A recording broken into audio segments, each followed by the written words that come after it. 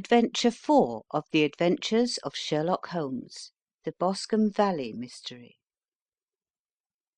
We were seated at breakfast one morning, my wife and I, when the maid brought in a telegram. It was from Sherlock Holmes, and ran in this way: "Have you a couple of days to spare? Have just been wired for from the west of England in connection with Boscombe Valley tragedy. Shall be glad if you will come with me. Air and scenery perfect. Leave Paddington by the 11:15. "What do you say, dear?" said my wife, looking across at me. "Will you go?" "I really don't know what to say. I have a fairly long list at present." "Oh, Anstruther would do your work for you. You have been looking a little pale lately. I think that the change would do you good. And you are always so interested in Mr. Sherlock Holmes' cases." "I should be ungrateful if I were not, seeing what I gained through one of them," I answered. "But if I am to go, I must pack at once, for I have only half an hour." My experience of camp life in Afghanistan had at least had the effect of making me a prompt and ready traveller. My wants were few and simple, so that in less than the time stated I was in a cab with my valise, rattling away to Paddington Station. Sherlock Holmes was pacing up and down the platform, his tall, gaunt figure made even gaunter and taller by his long grey travelling cloak and close-fitting cloth cap. "It is really very good of you to come, Watson," said he. "It makes a considerable difference to me, having someone with me on whom I can thoroughly rely. Local aid is always either worthless or else biased. If you will keep the two corner seats, I shall get the tickets." We had the carriage to ourselves, save for an immense litter of papers which Holmes had brought with him. Among these he rummaged and read, with intervals of note taking and of meditation, until we were past Reading. Then he suddenly rolled them all into a gigantic ball and tossed them up onto the rack. "Have you heard anything of the case?" he asked. "Not a word. I have not seen a paper for some days." "The London press has not had very full accounts. I have just been looking through all the recent papers in order to master the particulars. It seems, from what I gather, to be one of those simple cases which are so extremely difficult." "That sounds a little paradoxical." "But it is profoundly true. Singularity is almost invariably a clue. The more featureless and commonplace a crime is, the more difficult it is to bring it home. In this case, however, they have established a very serious case against the son of the murdered man." "It is a murder, then?" "Well, it is conjectured to be so. I shall take nothing for granted until I have the opportunity of looking personally into it. I will explain the state of things to you, as far as I have been able to understand it, in a very few words. Boscombe Valley is a country district not very far from Ross in Herefordshire. The largest landed proprietor in that part is a Mr. John Turner, who made his money in Australia and returned some years ago to the old country. One of the farms which he held, that of Hatherley, was let to Mr. Charles McCarthy, who was also an ex-Australian. The men had known each other in the colonies, so that it was not unnatural that when they came to settle down they should do so as near each other as possible. Turner was apparently the richer man, so McCarthy became his tenant, but still remained, it seems, upon terms of perfect equality, as they were frequently together. McCarthy had one son, a lad of 18, and Turner had an only daughter of the same age, but neither of them had wives living. They appear to have avoided the society of the neighbouring English families, and to have led retired lives, though both the McCarthys were fond of sport, and were frequently seen at the race meetings of the neighbourhood. McCarthy kept 2 servants, a man and a girl. Turner had a considerable household, some half-dozen at the least. That is as much as I have been able to gather about the families. Now for the facts.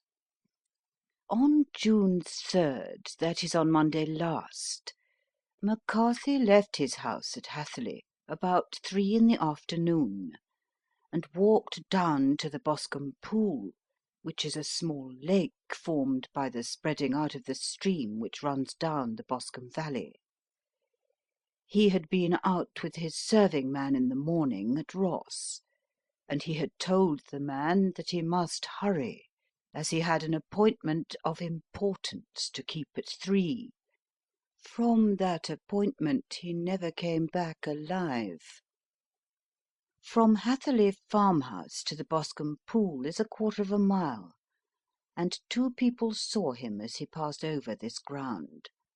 One was an old woman, whose name is not mentioned, and the other was William Crowder, a gamekeeper in the employ of Mr. Turner. Both these witnesses depose that Mr. McCarthy was walking alone. The gamekeeper adds that within a few minutes of his seeing Mr. McCarthy pass, he had seen his son, Mr. James McCarthy, going the same way with a gun under his arm. To the best of his belief, the father was actually in sight at the time, and the son was following him. He thought no more of the matter until he heard in the evening of the tragedy that had occurred. The 2 McCarthys were seen after the time when William Crowder, the gamekeeper, lost sight of them. The Boscombe Pool is thickly wooded round, with just a fringe of grass and of reeds round the edge. A girl of 14, Patience Moran, who is the daughter of the lodge-keeper of the Boscombe Valley estate, was in one of the woods picking flowers. She states that while she was there, she saw at the border of the wood and close by the lake Mr. McCarthy and his son, and that they appeared to be having a violent quarrel. She heard Mr. McCarthy the elder using very strong language to his son, and she saw the latter raise up his hand as if to strike his father. She was so frightened by their violence that she ran away and told her mother when she reached home that she had left the 2 McCarthys quarrelling near Boscombe Pool, and that she was afraid that they were going to fight. She had hardly said the words when young Mr. McCarthy came running up to the lodge to say that he had found his father dead in the wood, and to ask for the help of the lodge-keeper. He was much excited, without either his gun or his hat, and his right hand and sleeve were observed to be stained with fresh blood. On following him they found the dead body stretched out upon the grass beside the pool. The head had been beaten in by repeated blows of some heavy and blunt weapon. The injuries were such as might very well have been inflicted by the butt end of his son's gun, which was found lying on the grass within a few paces of the body. Under these circumstances the young man was instantly arrested, and a verdict of wilful murder having been returned at the inquest on Tuesday, he was on Wednesday brought before the magistrates at Ross, who have referred the case to the next assizes. Those are the main facts of the case as they came out before the coroner and the police court. I could hardly imagine a more damning case, I remarked. If ever circumstantial evidence pointed to a criminal, it does so here. Circumstantial evidence is a very tricky thing, answered Holmes thoughtfully. It may seem to point very straight to one thing, but if you shift your own point of view a little, you may find it pointing in an equally uncompromising manner to something entirely different. It must be confessed, however, that the case looks exceedingly grave against the young man, and it is very possible that he is indeed the culprit. There are several people in the neighbourhood, however, and among them Miss Turner, the daughter of the neighbouring landowner, who believe in his innocence, and who have retained Lestrade, whom you may recollect in connection with the study in scarlet, to work out the case in his interest. Lestrade, being rather puzzled, has referred the case to me, and hence it is that two middle-aged gentlemen are flying westward at 50 miles an hour, instead of quietly digesting their breakfasts at home. I am afraid, said I, that the facts are so obvious that you will find little credit to be gained out of this case. There is nothing more deceptive than an obvious fact, he answered, laughing. Besides, we may chance to hit upon some other obvious facts, which may have been by no means obvious to Mr. Lestrade. You know me too well to think that I am boasting when I say that I shall either confirm or destroy his theory by means which he is quite incapable of employing, or even of understanding. To take the first example to hand, I very clearly perceive that in your bedroom the window is upon the right-hand side, and yet I question whether Mr. Lestrade would have noted even so self-evident a thing as that. How on earth? My dear fellow, I know you well. I know the military neatness which characterizes you. You shave every morning, and in this season you shave by the sunlight.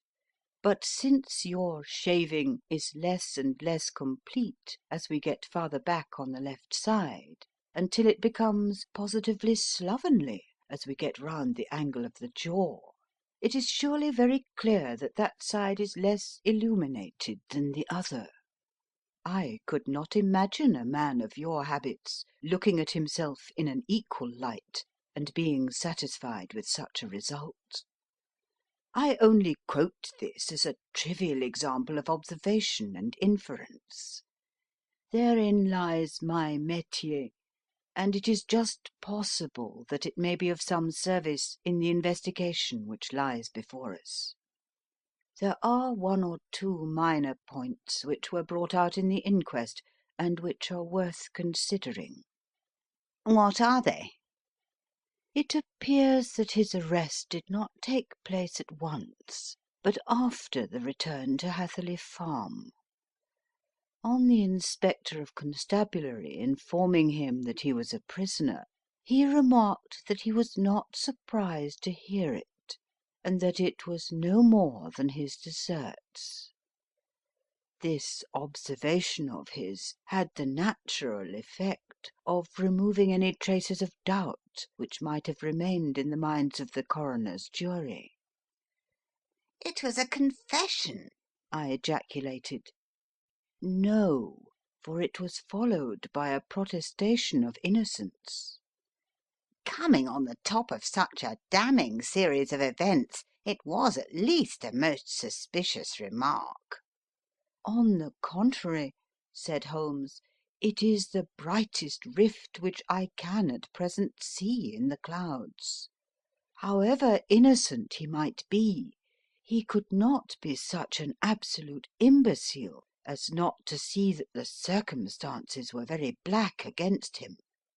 Had he appeared surprised at his own arrest, or feigned indignation at it, I should have looked upon it as highly suspicious, because such surprise or anger would not be natural under the circumstances, and yet might appear to be the best policy to a scheming man. His frank acceptance of the situation marks him as either an innocent man, or else as a man of considerable self-restraint and firmness.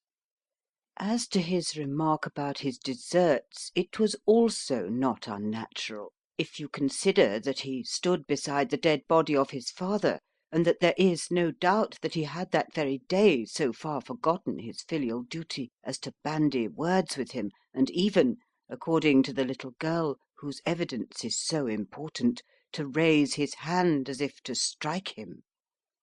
The self-reproach and contrition which are displayed in his remark appear to me to be the signs of a healthy mind rather than of a guilty one.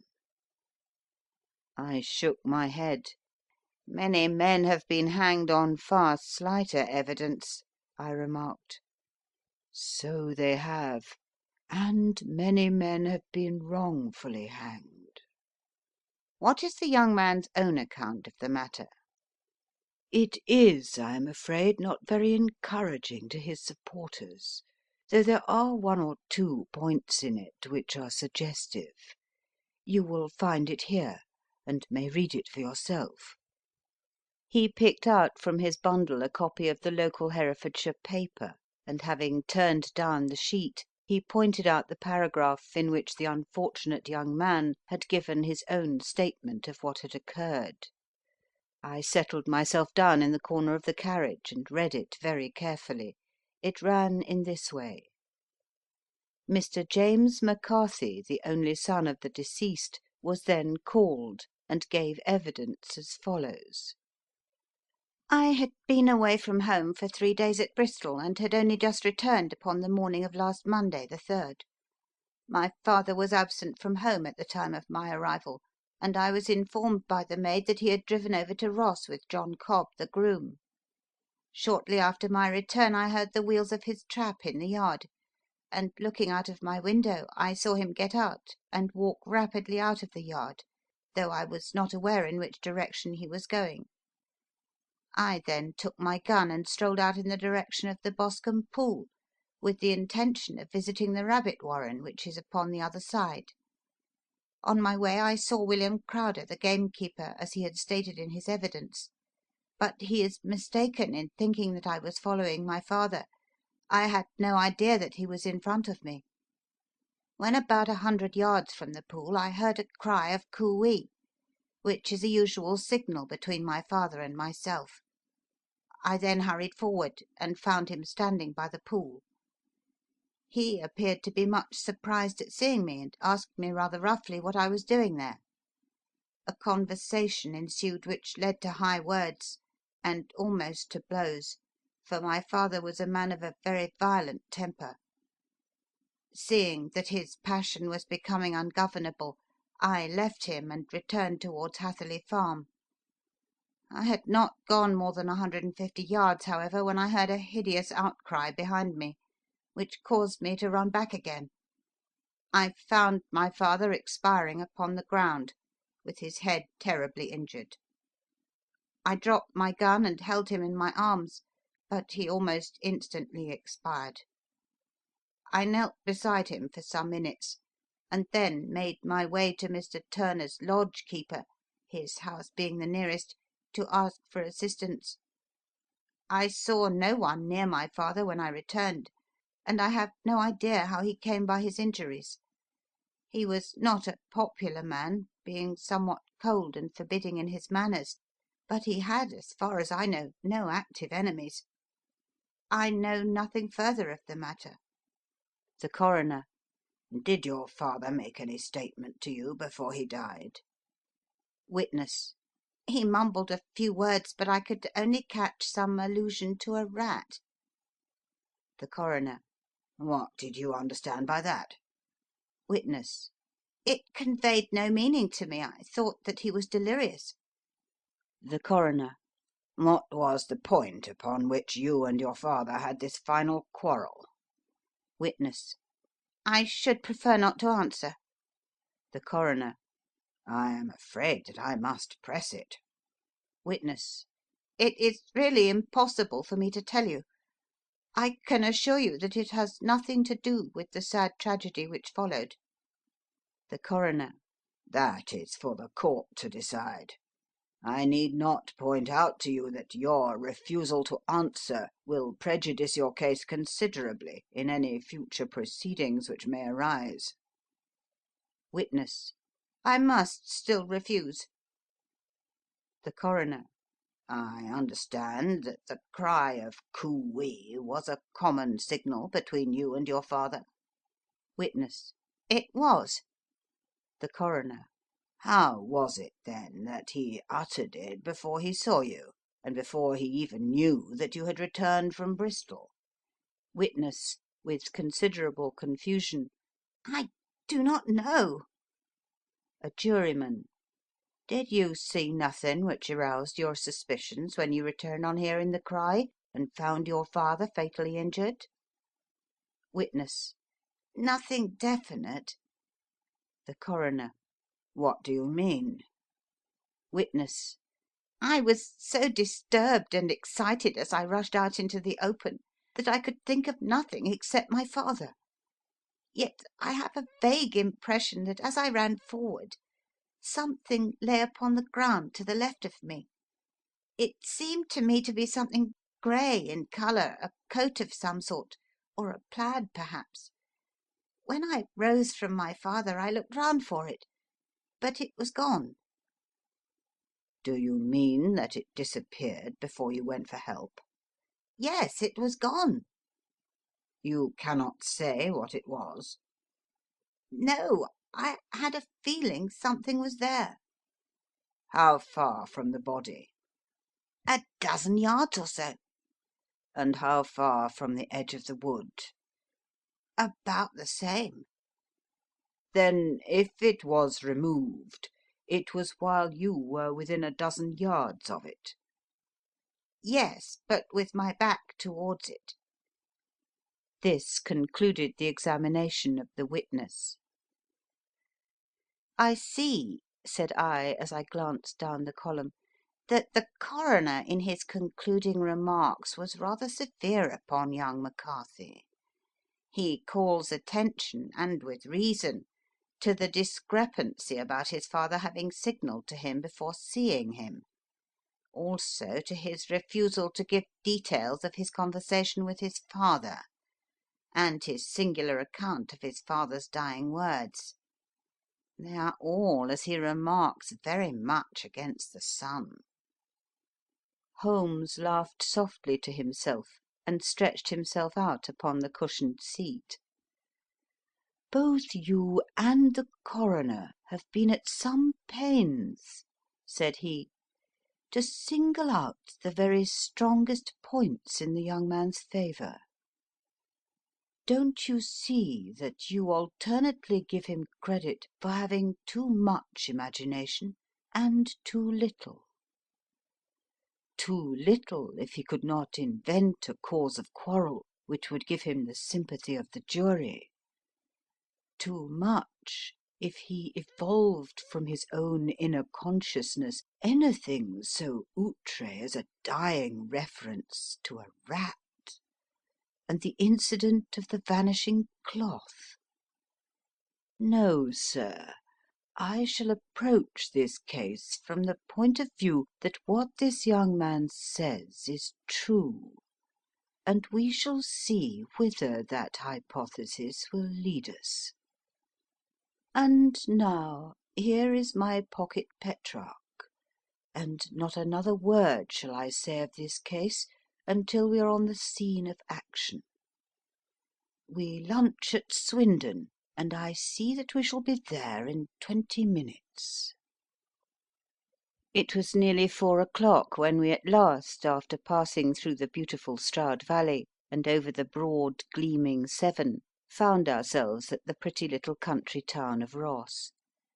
A lean, ferret-like man, furtive and sly-looking, was waiting for us upon the platform.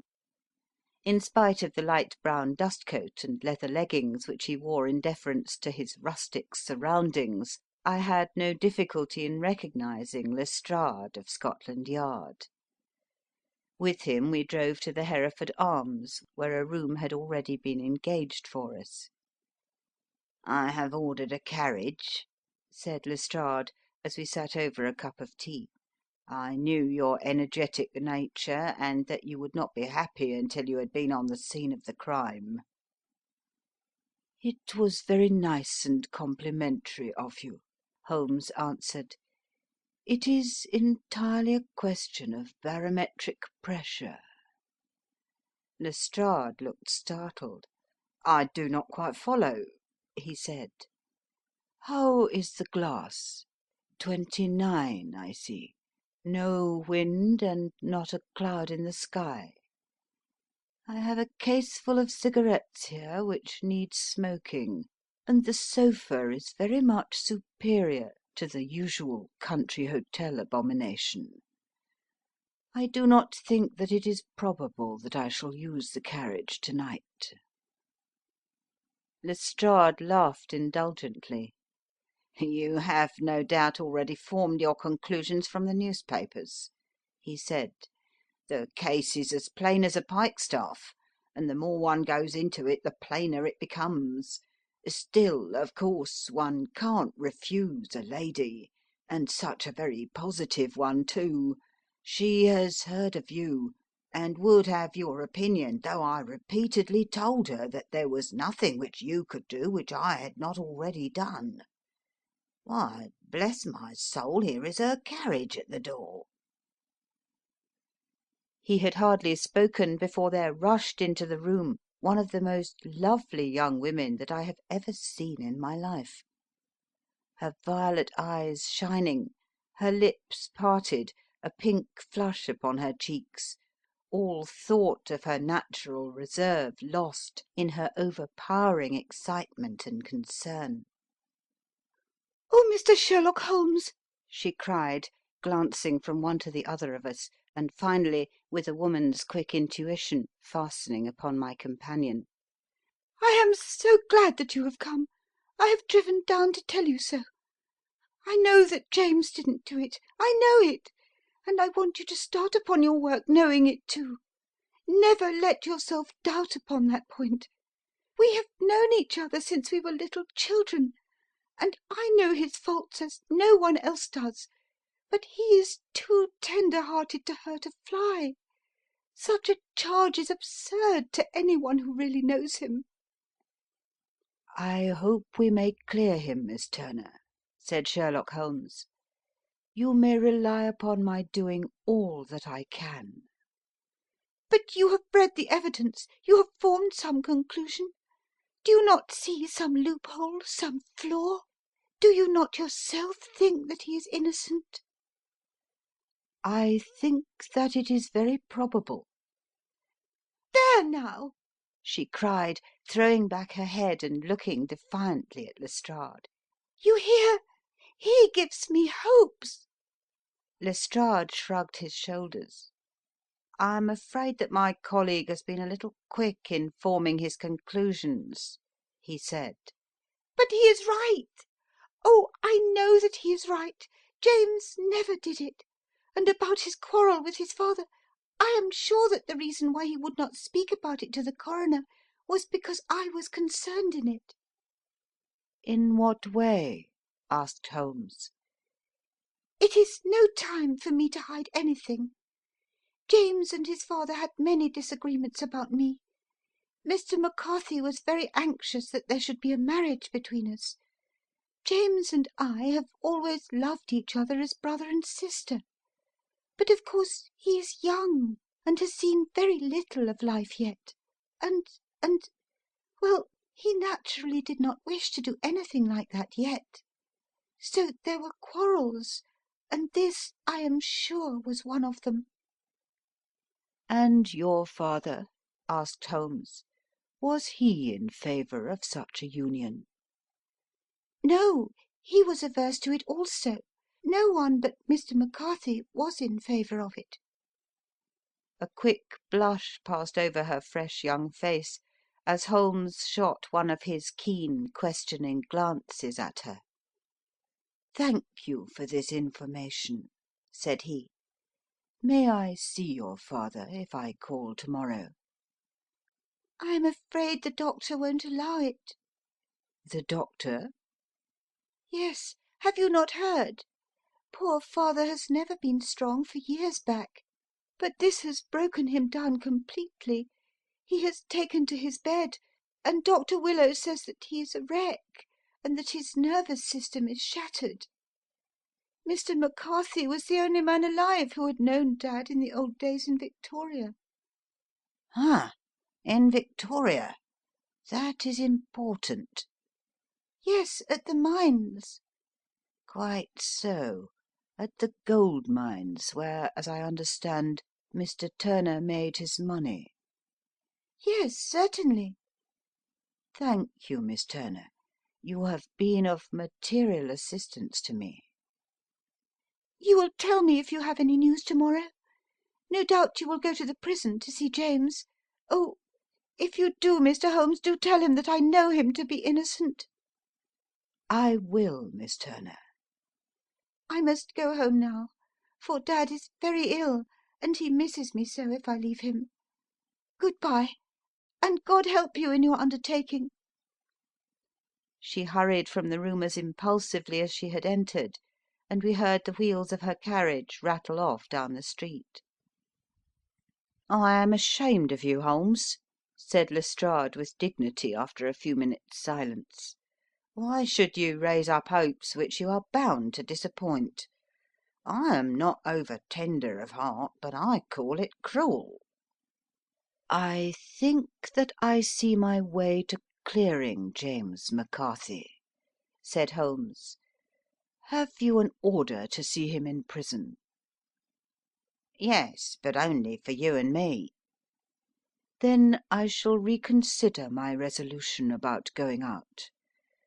We have still time to take a train to Hereford and see him to night?" "Ample."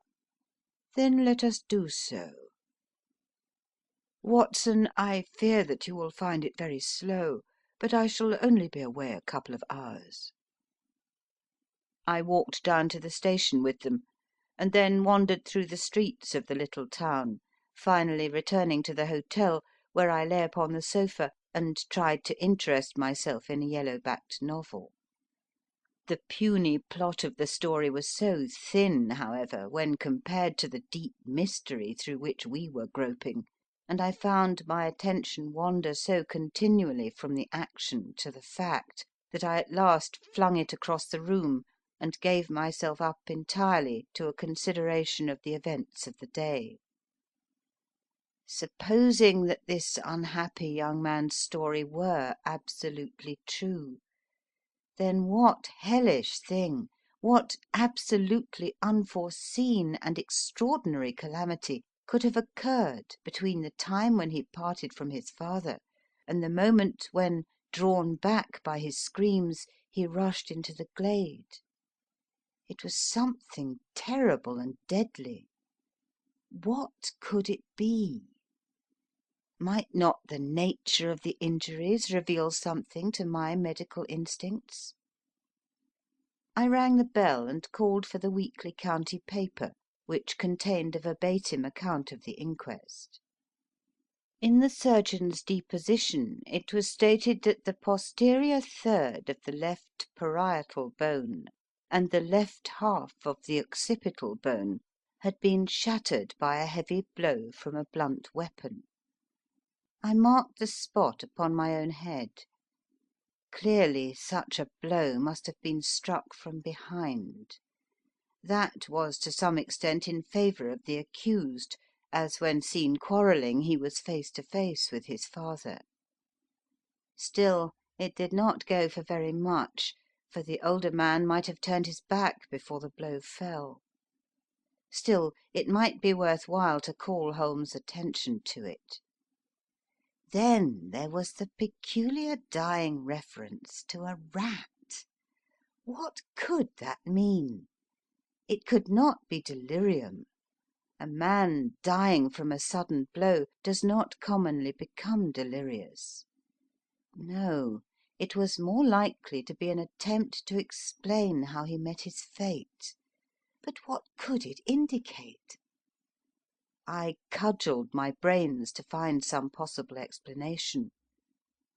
And then the incident of the grey cloth seen by young McCarthy. If that were true, the murderer must have dropped some part of his dress, presumably his overcoat, in his flight, and must have had the hardihood to return and to carry it away at the instant when the son was kneeling with his back turned not a dozen paces off. What a tissue of mysteries and improbabilities the whole thing was! I did not wonder at Lestrade's opinion, and yet I had so much faith in Sherlock Holmes' insight that I could not lose hope as long as every fresh fact seemed to strengthen his conviction of young McCarthy's innocence. It was late before Sherlock Holmes returned. He came back alone, for Lestrade was staying in lodgings in the town. "The glass still keeps very high," he remarked as he sat down. "It is of importance that it should not rain before we are able to go over the ground. On the other hand, a man should be at his very best and keenest for such nice work as that, and I did not wish to do it when fagged by a long journey. I have seen young McCarthy." "And what did you learn from him?" "Nothing." "Could he throw no light?" "None at all. I was inclined to think at one time that he knew who had done it, and was screening him or her, but I am convinced now that he is as puzzled as everyone else. He is not a very quick-witted youth, though comely to look at, and I should think sound at heart." "I cannot admire his taste," I remarked, "if it is indeed a fact that he was averse to a marriage with so charming a young lady as this Miss Turner." "Ah, thereby hangs a rather painful tale. This fellow is madly, insanely in love with her, but some 2 years ago, when he was only a lad, and before he really knew her, for she had been away 5 years at a boarding school, what does the idiot do but get into the clutches of a barmaid in Bristol, and marry her at a registry office. No one knows a word of the matter, but you can imagine how maddening it must be to him to be upbraided for not doing what he would give his very eyes to do, but what he knows to be absolutely impossible. It was sheer frenzy of this sort which made him throw his hands up into the air when his father, at their last interview, was goading him on to propose to Miss Turner. On the other hand, he had no means of supporting himself, and his father, who was by all accounts a very hard man, would have thrown him over utterly had he known the truth. It was with his barmaid wife that he had spent the last 3 days in Bristol, and his father did not know where he was. Mark that point. It is of importance.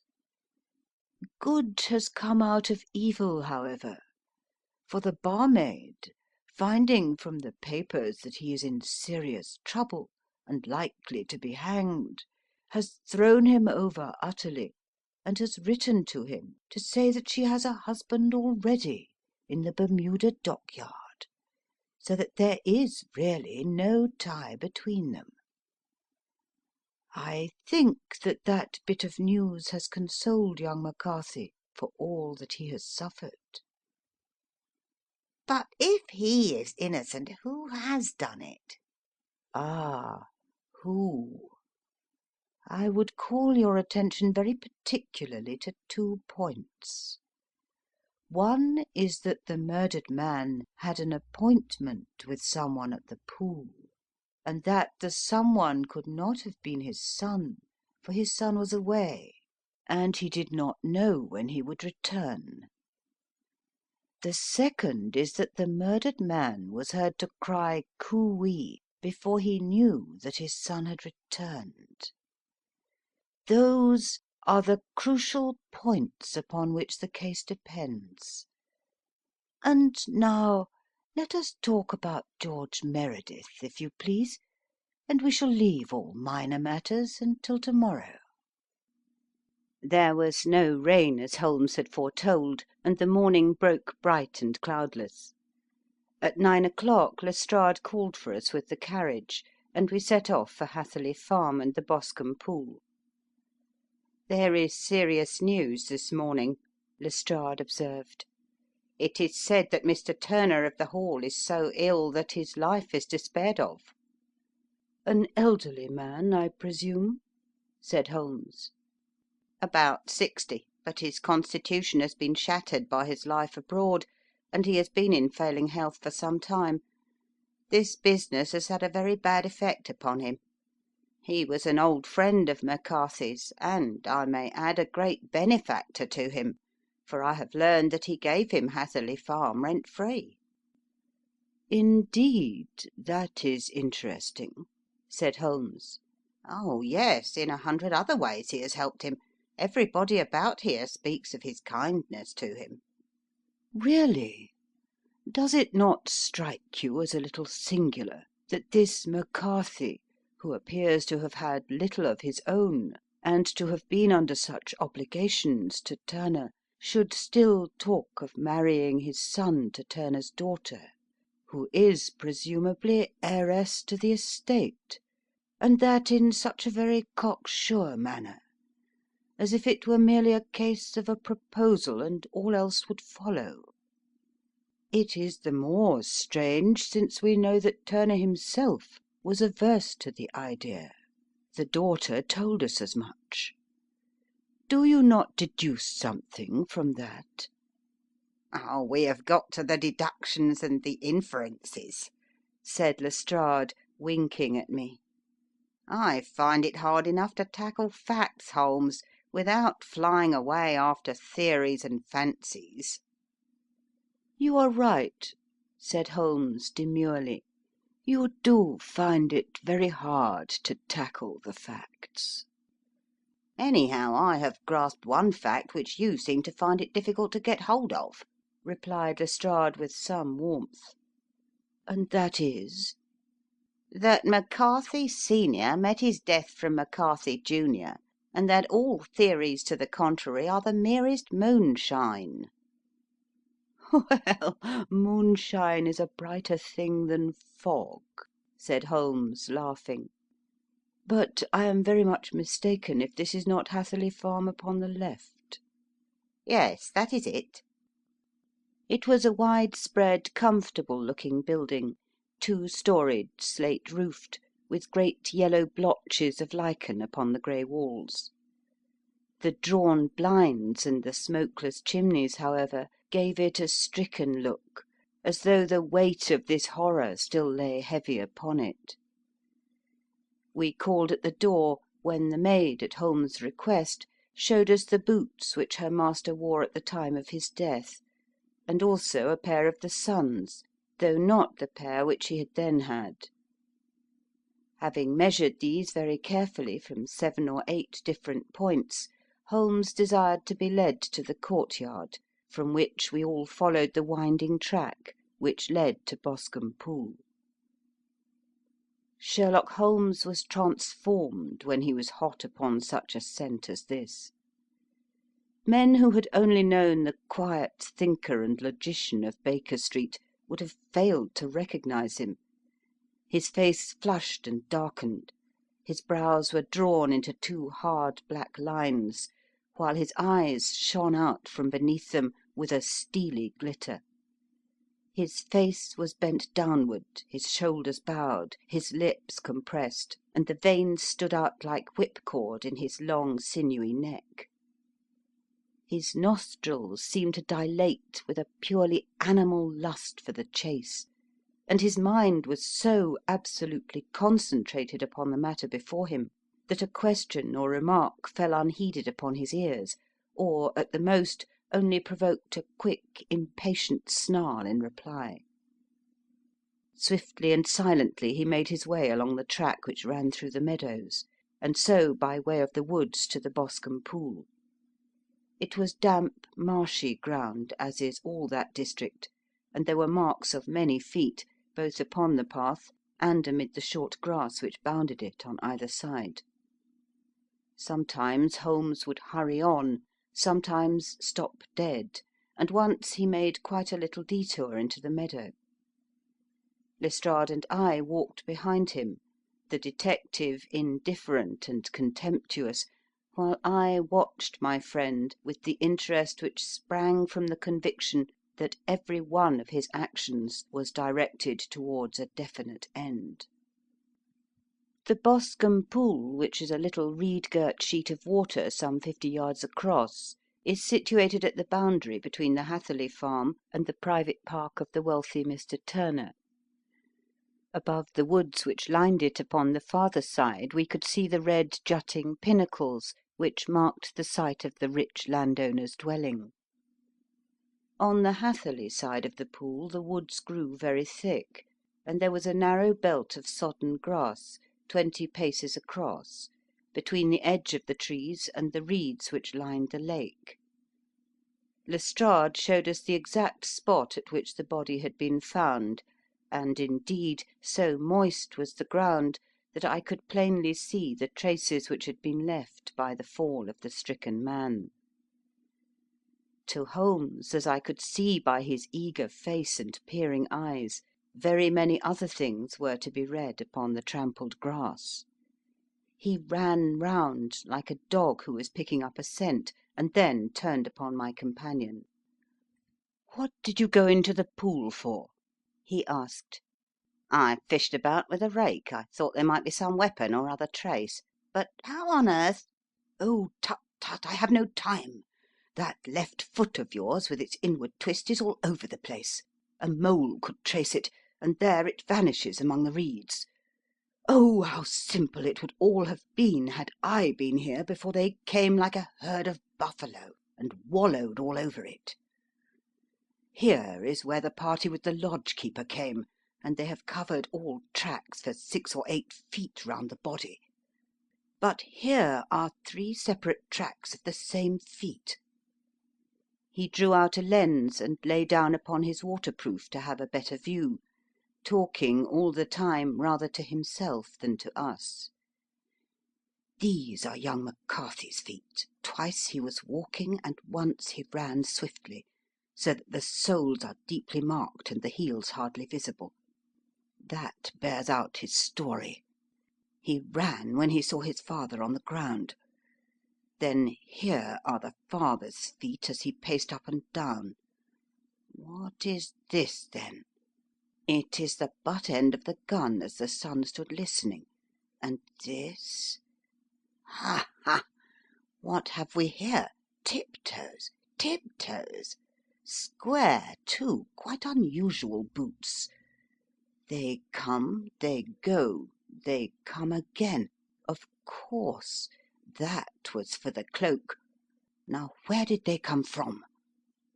He ran up and down, sometimes losing, sometimes finding the track, until we were well within the edge of the wood and under the shadow of a great beech, the largest tree in the neighbourhood.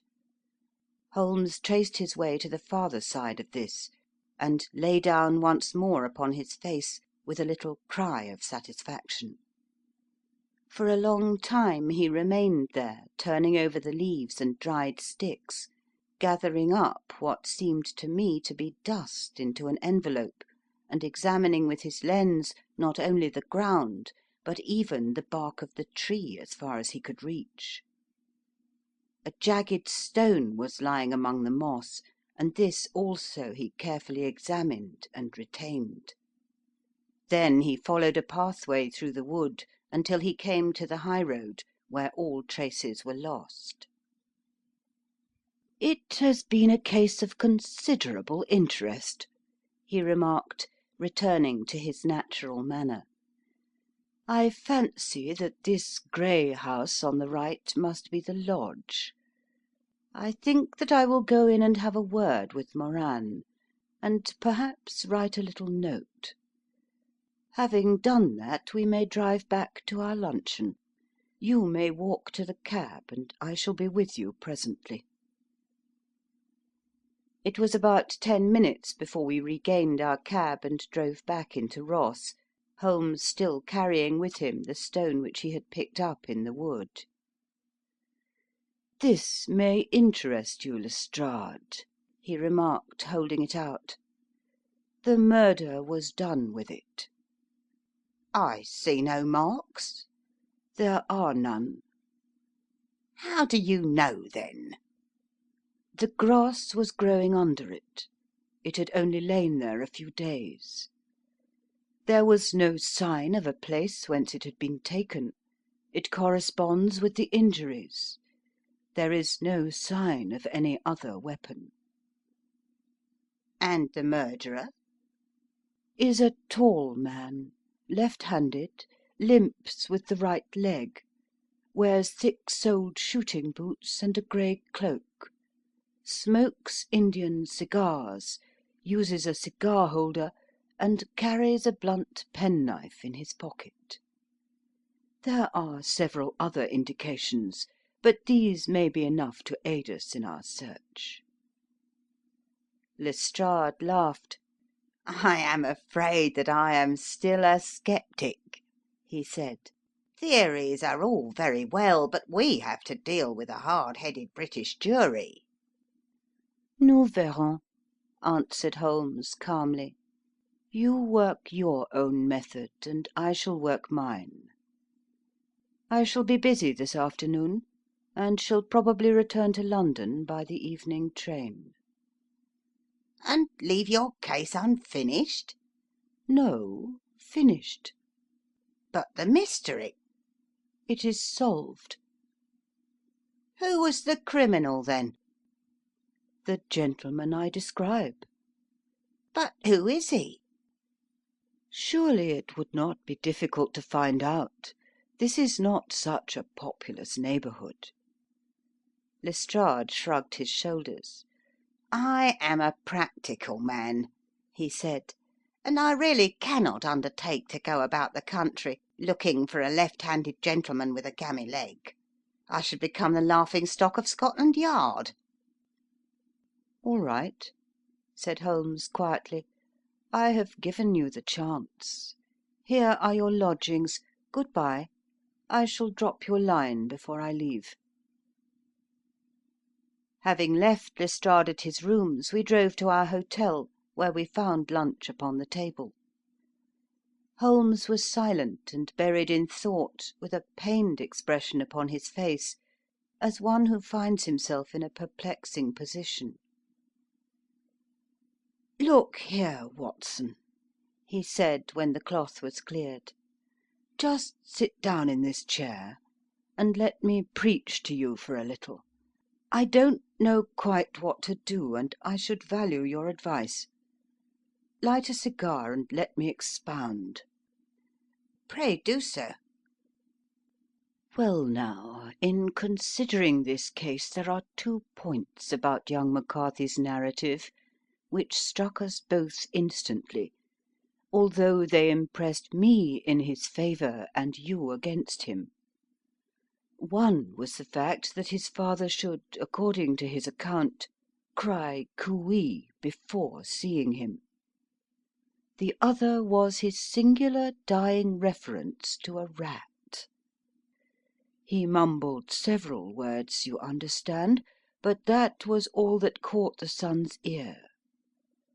Now, from this double point our research must commence, and we will begin it by presuming that what the lad says is absolutely true."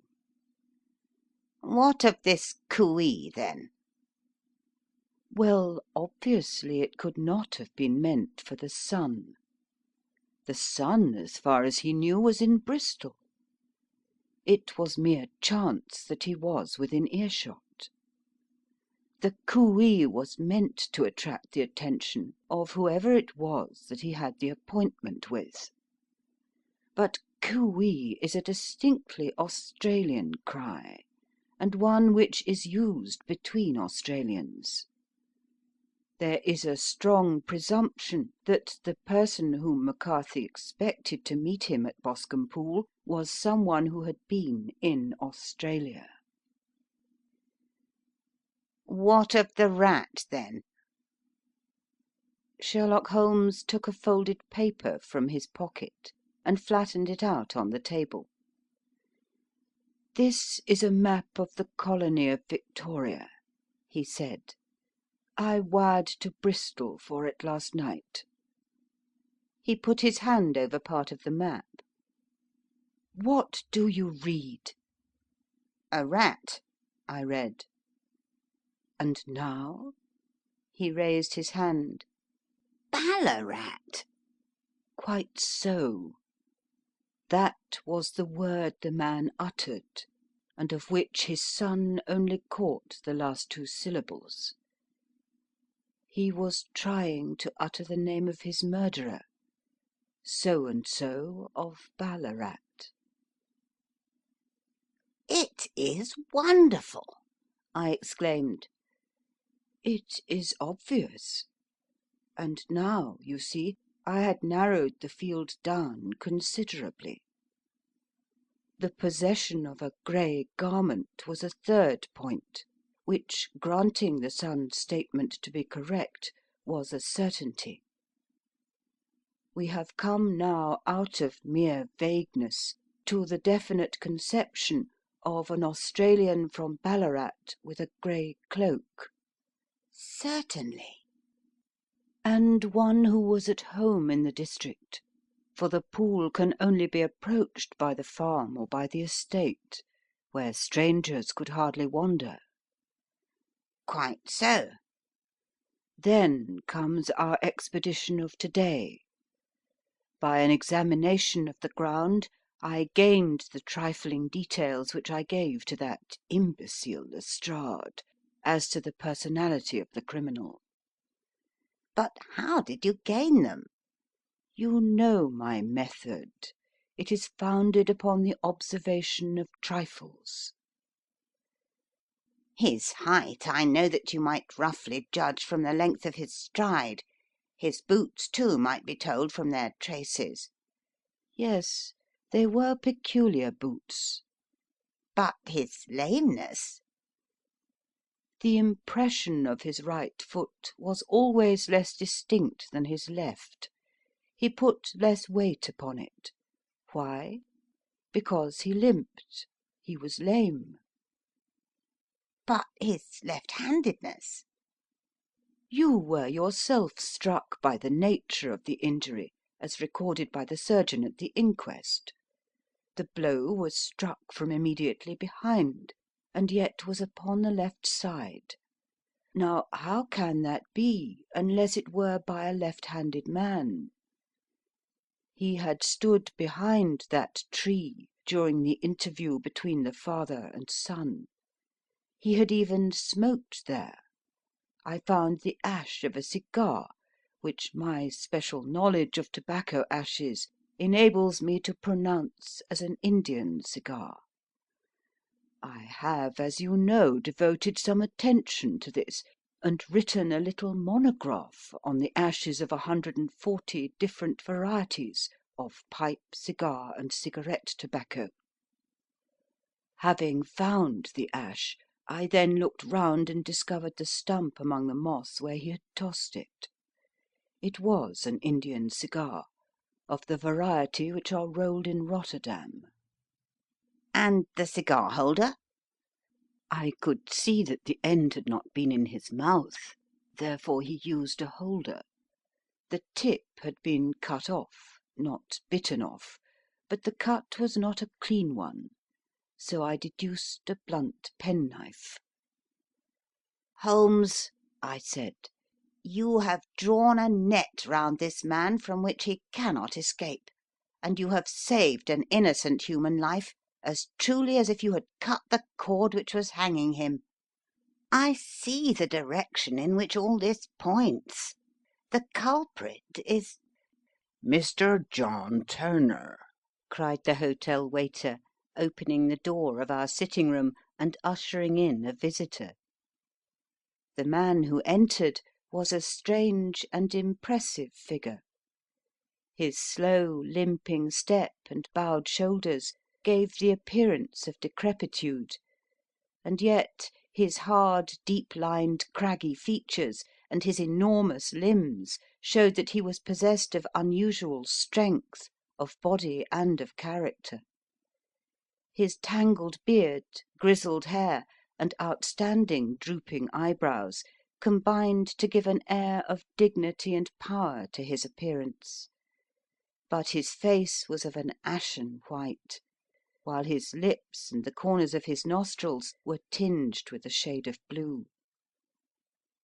It was clear to me at a glance that he was in the grip of some deadly and chronic disease. "Pray sit down on the sofa," said Holmes gently.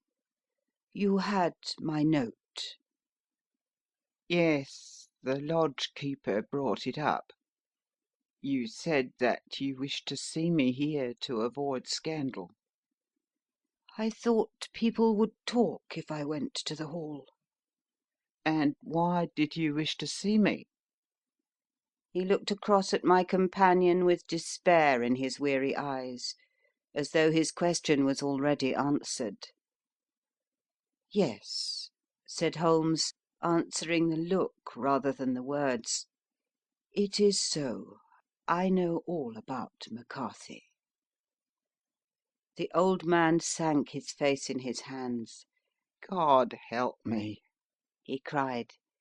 but I would not have let the young man come to harm. I give you my word that I would have spoken out if it went against him at the assizes. "I am glad to hear you say so," said Holmes gravely. I would have spoken now had it not been for my dear girl. It would break her heart.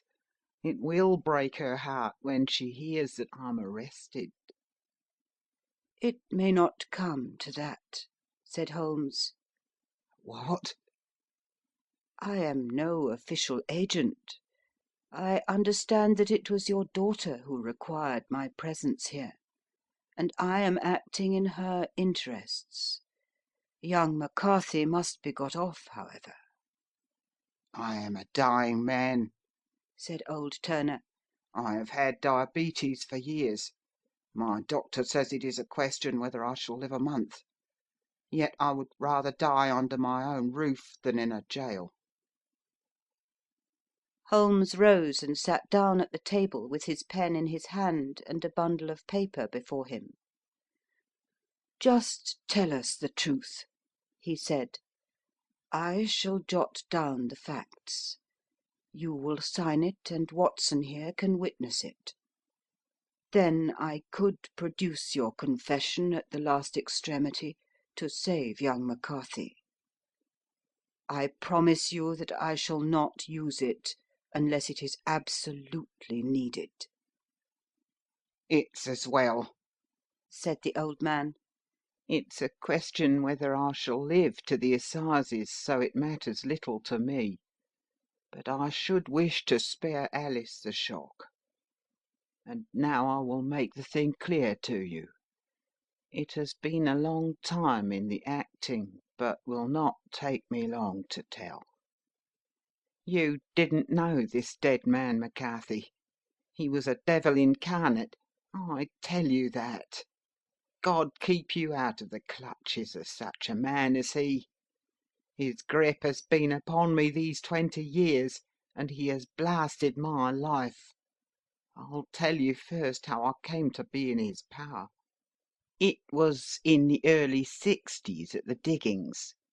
I was a young chap then, hot-blooded and reckless, ready to turn my hand at anything. I got among bad companions, took to drink, had no luck with my claim, took to the bush, and, in a word, became what you would call over here a highway robber. There was 6 of us, and we had a wild free life of it, sticking up a station from time to time, or stopping the wagons on the road to the diggings. Black Jack of Ballarat was the name I went under, and our party is still remembered in the colony as the Ballarat Gang. One day a gold convoy came down from Ballarat to Melbourne, and we lay in wait for it and attacked it. There were 6 troopers and 6 of us, so it was a close thing, but we emptied 4 of their saddles at the first volley. 3 of our boys were killed, however, before we got the swag. I put my pistol to the head of the wagon driver, who was this very man McCarthy. I wish to the Lord that I had shot him then, but I spared him, though I saw his wicked little eyes fixed on my face, as though to remember every feature. We got away with the gold, became wealthy men, and made our way over to England without being suspected. There I parted from my old pals, and determined to settle down to a quiet and respectable life. I bought this estate, which chanced to be in the market, and I set myself to do a little good with my money, to make up for the way in which I had earned it. I married too, and though my wife died young, she left me my dear little Alice. Even when she was just a baby, her wee hand seemed to lead me down the right path, as nothing else had ever done.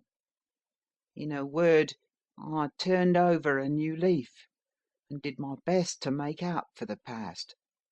All was going well, when McCarthy laid his grip upon me.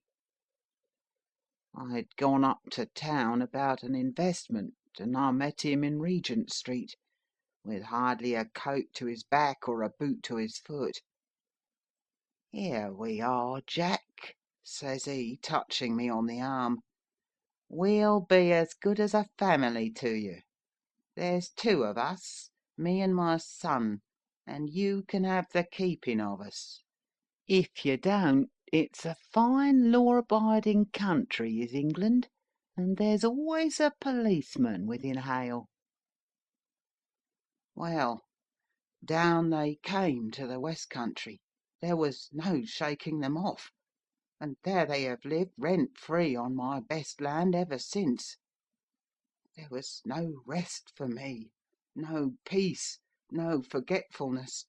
Turn where I would, there was his cunning, grinning face at my elbow. It grew worse as Alice grew up, for he soon saw I was more afraid of her knowing my past than of the police. Whatever he wanted he must have, and whatever it was I gave him without question.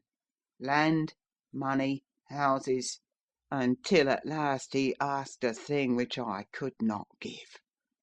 He asked for Alice. His son, you see, had grown up, and so had my girl, and as I was known to be in weak health, it seemed a fine stroke to him that his lad should step into the whole property. But there I was firm. I would not have his cursed stock mixed with mine. Not that I had any dislike to the lad, but his blood was in him, and that was enough. I stood firm. McCarthy threatened. I braved him to do his worst. We were to meet at the pool midway between our houses to talk it over.